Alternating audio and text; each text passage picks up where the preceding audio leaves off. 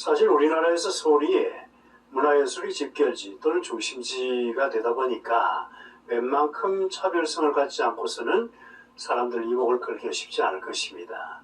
거기에 대한 대안이 있다면 어떤 것일까요?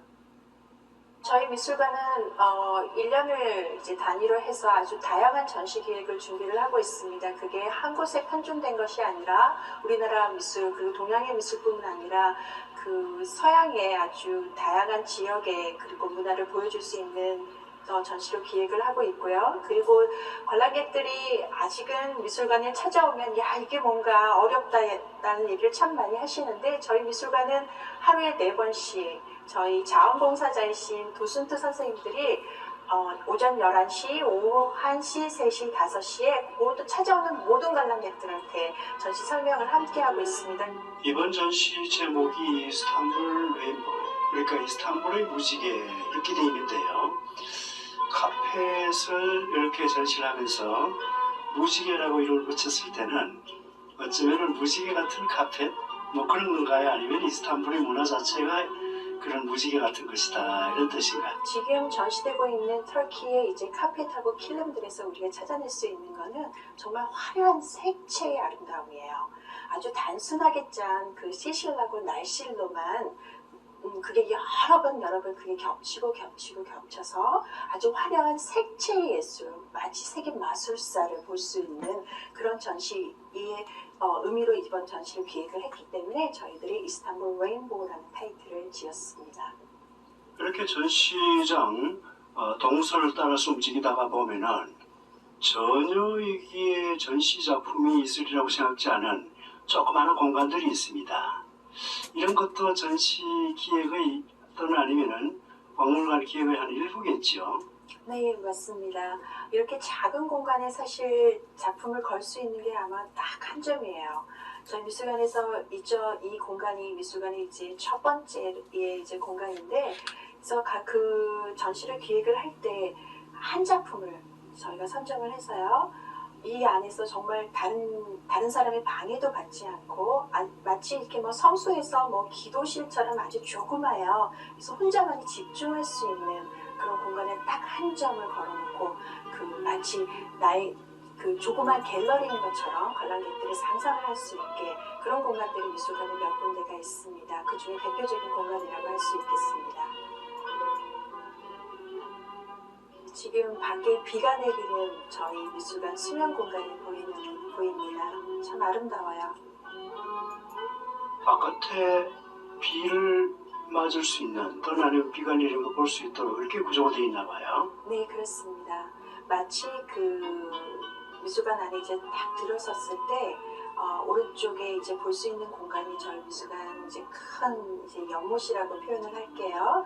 공간인데 마치 우리가 이제 배 안에 이제 들어와 있을 때 아주 조그만 창문으로 밖에를 볼 수 있는 것 같은 그런 착각을 일으키도록 이 복도 쪽에는 쭉 창문들이 그것도 맨 밑에만 투명한 유리로 되어 있기 때문에 무리를 거는 듯한 그런 착각을 일으키도록 미술관이 설계가 되어 있습니다.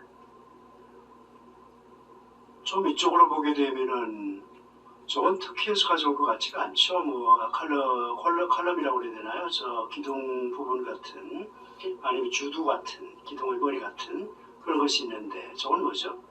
이거는 저희 미술관에서 2년 전에 전시를 했었던 로마 제국의 신과 인간들의 그 전시를 할 때 그 이태리에서 직접 저희들이 전시의 구성 요소로 마련을 한 건데요.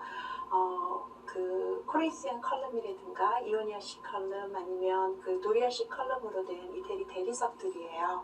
그래서 그 이번에 이제 터키의 이제 카페터 킬럼 전시를 하면서 사실 터키가 그 콘스탄티노플을 중심으로 해서 그 로마 시대 헬레니즘 문화랑 그 이후의 비잔틴 문화의 영향도 많이 받은 그 문화가 찬란하게 이제 꽃피었던 곳이기 때문에 이번 전시하고 함께 저희가 구성을 해봤습니다.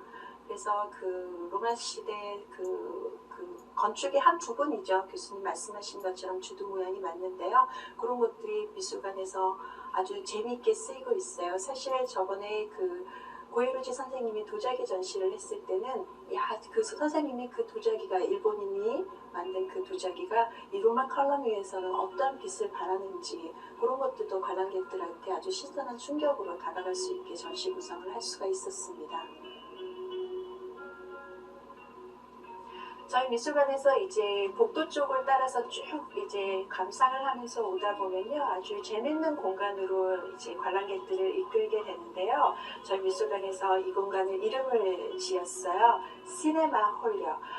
뭐 영화의 방이나 그런 곳인데 사실 영화를 상영하는 곳은 아니고요. 영화가 이제 시간의 예술이잖아요. 그래서 그 하나의 그 지금 오른쪽을 보시면 그 직선으로 바로 모든 것을 볼 수 있는 게 아니라 사선으로 기둥들을 많이 뒀어요. 그래서 끊어서 보면서 우리가 쭉 지나면서 어떤 영상들이 한꺼번에 보이는 게 아니라 끊어서 이렇게 이어지는 듯한 그런 개념의 이제 건축물 구조입니다. 일종의 멀티비전 같은 형식이 되는군요. 네, 그죠? 그렇죠. 예. 이쪽은 굉장히 높은 계단이라서 사람들이 여기를 가서 올라갈 수 있는 그런 종류의 계단 같지는 않고요. 어떤 정도 쓰이죠? 네, 여기는 저희 미술관에서 그 작은 음악회를 여는 소공연장이에요. 지금 이제 그 높이가 높은 데는 사실 관람석이고요. 이제 의자의 역할을 하는 거죠. 그래서 한여름밤에 여기서 이제 플룻 연주나 클래식 기타 연주 아니면 뭐 성악도 하고요. 밑에 넓은 바닥 부분이 이제 그 연주자들이 오셔가지고 공연을 하는 무대가 되고요. 가운데 이제 높이가 높은 계단이 관람석이고요. 그리고 그 내화성 강판 이제 왼편에 보면 아주 조그만 공간이 사람들이 오르고 내리는 계단입니다. 그래서 이 공간은 저희가 보통 날씨가 따뜻해지면, 왜냐하면 이제 야외 공간이기 때문에 따뜻해지면 아주 아름다운 음악을 연주하는 공간으로 저희가 쓰고 있습니다. 사람들이 아주 좋아해요.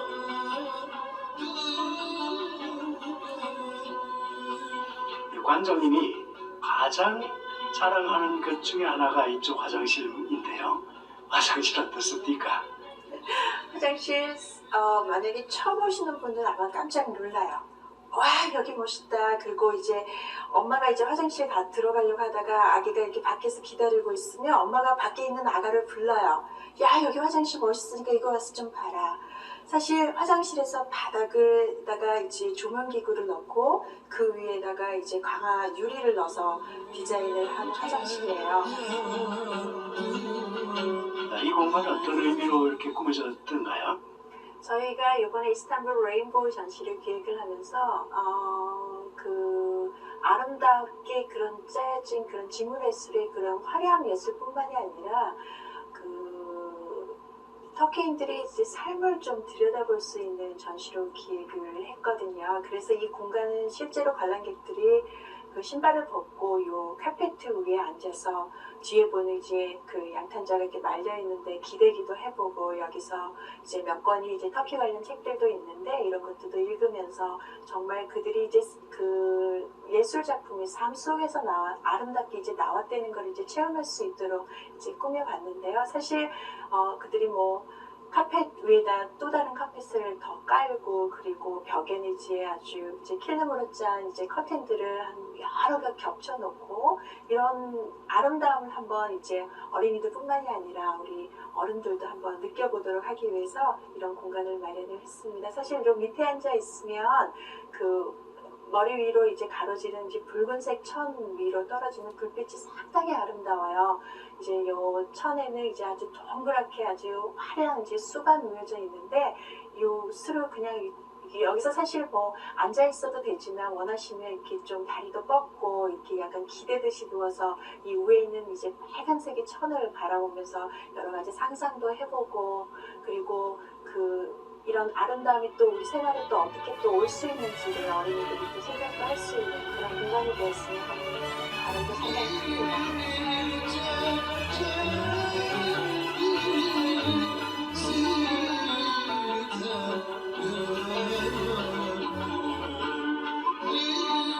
전시장 공간을 참 잘 활용을 한다 하는 느낌을 받습니다만은, 이쪽 공간 중간중간마다 이렇게 파티션을 두고, 그죠?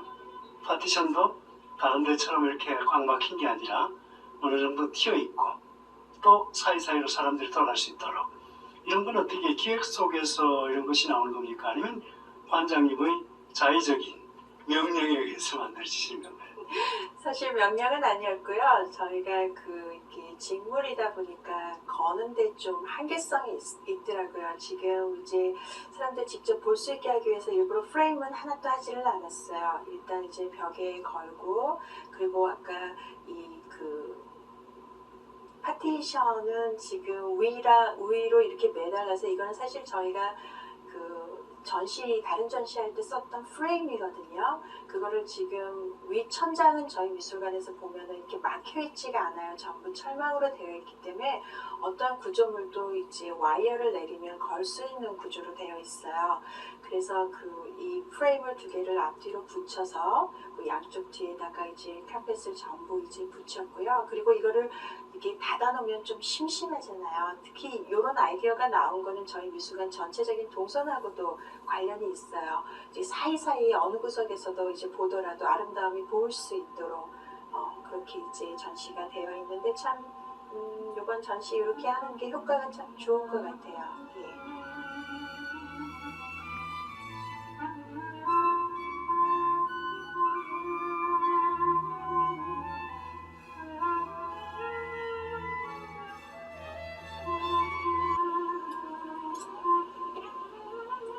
터키시 커피 앤 티라고 되어 있는 걸 보니까 여기에서 관객들이 차라도 한잔할 수 있도록 이렇게 준비가 되어 있나 봐요.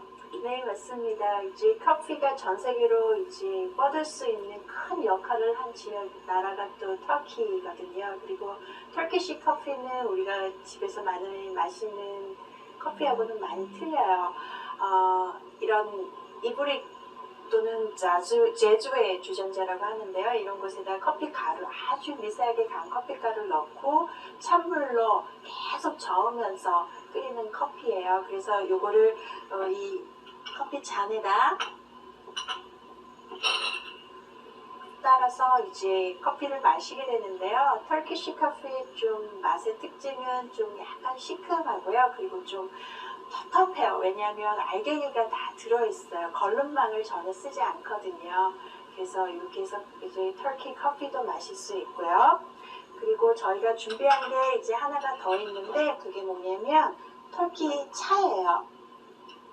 터키에 가면 이제 가게를 가든 어떤 장소를 가면 거기에서 이런 티잔에다가 뭐 애플티나 홍차 같은 거를 끓여서 이렇게 대접을 하거든요. 그래서 그런 독특한 이제 터키 문화를 이제 전시장 안으로 끌어들이는 걸로 이제 사람들이 이제 관람하러 왔을 때 경험할 수 있도록 저희가 여기서 터키시 커피하고 티를 준비했습니다. 주말에 1시에서 4시 사이에 오시면요. 한국에 이제 특히 이제 대전 지역에 있는 이제 터키 분들이 오셔서 전통 의상을 입고 관람객들하고 한국말로 담소도 나누면서 차를 마실 수 있는 공간으로 지금 전시 기획이 되어 있습니다.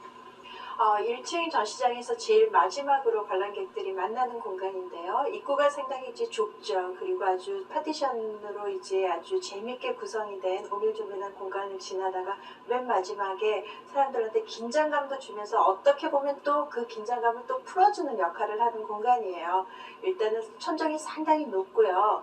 그리고 공간이 제일 크거든요. 그래서 여기에서 오시면 이제 관람객들이 만날 수 있는 게 아주 주로 저희들이 이제 대형 작품이 있을 때는 아주 이렇게 큰 대형 작품을 전시하는 공간으로 쓰고 있고요.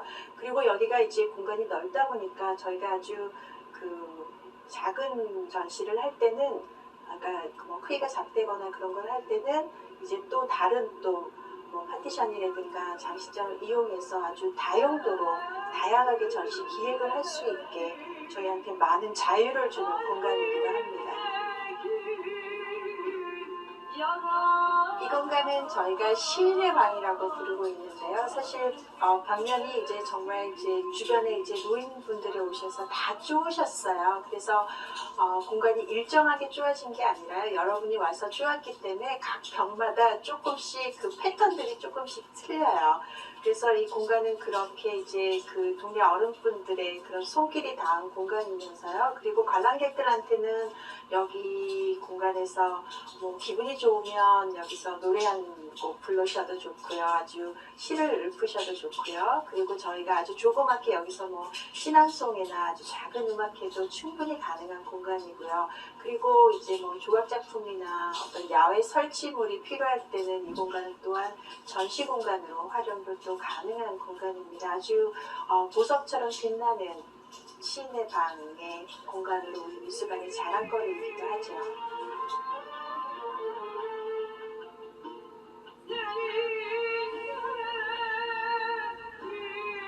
이 공간은 이제 거의 변화가 없이 그 반원의 상태의 그 장식장들이 들어가서 여기에는 주로 이제 그 전시랑 관련이 된 그 전시를 기획을 하면서 여기에 가장 들어왔을 때 돋보이는 작품들, 그런 작품들로 전시를 쭉 구성을 하고 있습니다. 다른 데서는 카페이신데 여긴 뭐 무슨 장식용 무슨 꾸미기 같은 그런 느낌이 됩니다. 이게 뭐죠? 여기 2층에 전시되어 있는 이제 모든 작품들 역시 아래층에 전시된 필름이나 이제 카페트처럼 그 날실하고 실실로 촘촘히 짠 직물 예술이에요. 대부분은 이제 집안을 장식을 했거나 아니면은 그 유목민들이 썼던 그 끈 같은 거 있잖아요. 동물, 그러니까 말이나 소 위에 씌었던 그 가방이라든가 끈이라든가 그런 것들. 근데 모든 다 이제 전시 작품은 전부 이제 그 직물로 짠 그런 작품들입니다. 고요. 미술관의 이제 전체적인 그 주제라고 해야 되나요? 건축물의 그거는 빛의 회전이에요. 저희 미술관 상징탑 입구에서 들어오는데 보면 또 기다란 구조물이 있잖아요. 건물 안에 들어오면 근데 거기 사방이 전부 조그마한 유리로 다 막혀 있어요. 그래서 그 유리 안으로 햇살이 많은 날은 거기서 빛이 들어오는데 그게 해가 뜨고 지는 거에 따라서 그 그림자들이 돌잖아요. 너무 아름다워요. 주변을 보면 지금 자연에 둘러싸여 있잖아요. 사실 제가 미술관에 처음 왔을 때 제일 마음에 들었던 공간이 버스를 타고 왔었는데 저 미술관에서 걸어 올라오는 길이었어요. 그때가 이제 코스모스가 조금 폈을 때인데 너무 아름다워서 호박 피고요. 호박꽃 그리고 이제 뭐 코스모스 이렇게 나오고 저 올라오는 이런 자연 환경이 그게 뭐 억지로 조경을 한 게 아니라 있는 그대로의 자연 안에 미술관이 들어와 있어요. 근데 그런 것들이 다 어우러져서 아름다운 공간으로 되어 있죠. 네. 사실 저희 미술관이 주변이 다 자연으로 둘러싸여 있어요. 아주 숲이 우거진 곳이고 그리고 숲에 우거지다 보니까 자연은 사계절 변하잖아요. 우리나라 사계절이 다 아름다우듯이. 그래서 봄이면 꽃이 피고 여름이면 아주 강한 햇살에 푸르른 나무들 그리고 가을에는 단풍이 지고 그리고 낙엽이 떨어지고 그리고 겨울에 눈 오는 날은요. 저희 이사장님, 관장님의 표현에 의하면 연애하고 싶은 감정이 드는 그런 거를 느껴요. 저번에 올해 그 눈이 왔을 때 사무실에 있기가 싫었어요. 여기 앉아가지고 하염없이 눈 내리는 바깥을 봤는데 그게 요 앞이 아니라 뒤쪽에 보이는 한옥. 이렇게 저희가 이름은 항여조 항상 아침과 같다라는 뜻인데 뒤편에 저희 미술관에 항여조가 있어요. 원래 저 자리에 있었던 건 아니고요. 충남 홍성에 있었던 거를 저희 미술관 건축물하고 함께 이 자리에다 그대로 복원이 됐거든요. 그래서 앞에서 이제 봤을 때는 아주 서구적이고 현대적인 미술관의 건축이지만 2층에 전시를 다 마치고 밖으로 나왔을 때 우리 한국의 그 추녀의 아름다움이라든가 비와의 아름다움 그런 곡성미의 아름다움이 저희 미술관의 건축물하고 함께 조화를 잘 이루죠. 그래서 뭐 동서양의 만남 고대와 현대의 그런 조화가 아주 거의 완벽에 가깝게 지금 자연에 둘러싸여서 함께 되어 있습니다.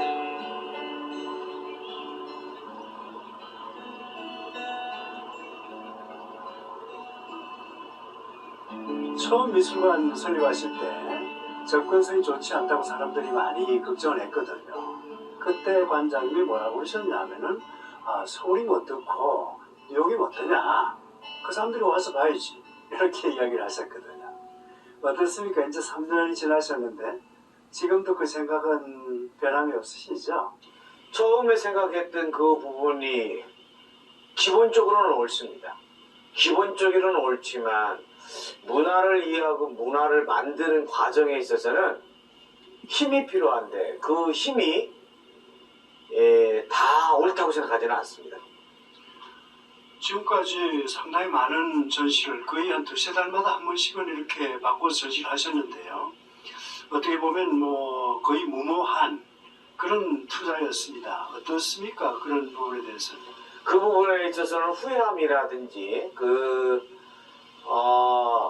어떻게 보면 훨씬 더 긍지를 높이고 그렇습니다. 왜냐하면 정말 엄청난 손실을 받아 본 거거든요. 시간, 물질, 또 사람의 의지, 또 이성관, 또 가치관, 비전에 대한 문제 이런 것들은 굉장히 손실일 거라고 생각하지만 그렇지 않은 것은 이미 그 사이에 사람들이 미술에 대한 아름다움이 아니라 예술 없이는 살 수 없는 사람들이 많아졌기 때문에 그 부분은 손실이라고 말할 수는 없습니다. 소장전만 하더라도 앞으로 상당히 오랫동안 하실 수 있을 텐데 이렇게 터키전 같은 걸 기획을 하시는 특별한 이유가 있으신가요? 그리고 상대적인 아름다움을 봄으로 인해서 왜 우리 것이 아름다운 것인가를 들여다볼 수 있도록 기회를 주는 거라고 저는 생각하고 예를 들면 이런 전시 같은 경우 터키 이스탄불 레인보우 같은 경우에 어떤 도움을 받아서 전시하지 않습니다.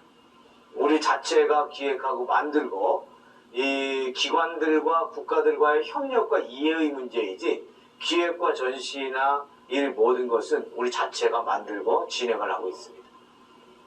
지금까지 전시를 어떤 하나의 시대거나 장르거나 경향이거나 이렇게 국한하지 않으시고요. 한국 작가도 있고 중국 작가도 있고 또는 아니면 외국의 문물 풍물도 있고 이렇게 많이 이렇게 보여줬습니다만은 앞으로 이러한 것들이 어떤 그 방향성을 지닌다든지 아니면 어떤 수준이라든가 이런 것들을 유지를 한다 이런 뭐 계획 같은 거 있으신가요? 굉장히 중요한 질문인데요. 다양성이라는 점에서는 매우 좋지만 그 미술관의 특색 있는 전시에 대한 구체적인 방법에 대해서는 약점도 있을 수 있습니다. 하나는 그건 뭐냐면 우리를 성장시키는 기간이 필요한데 미술관이기 때문에 저는 가장 중요한 것은 한국 작가든 일본 작가든 중국 작가든 그 다음에 외국 작가든 그것이 그들이 표현하고 의지하려고 하고 또 만드는 그 과정이 인류 모두가 보편적 가치를 가질 수 있는 예술인가에 대하여 점검해왔고 그것들이 전시되어졌기 때문에 그것에 있어서는 아주 행복한 그 방법을 가졌다고 생각하고 이제 더 나은 아마 전시와 기획들이 점점 발전될 거라고 봅니다.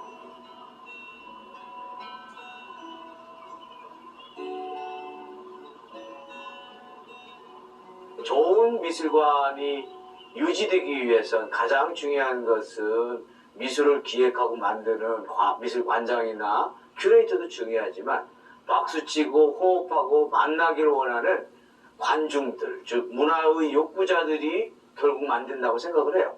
그 문화의 욕구자들이 이제는 많아졌다는 점. 그리고 그 문화의 욕구자들이 그 사람들의 입을 통해서 얻어진 것이 아니라 본인 자신들이 얻은 그 문화의 경험을 통해서 드러난 부분들이 대단히 많아졌기 때문에 그것이 그 미래의 경영이라고 생각합니다.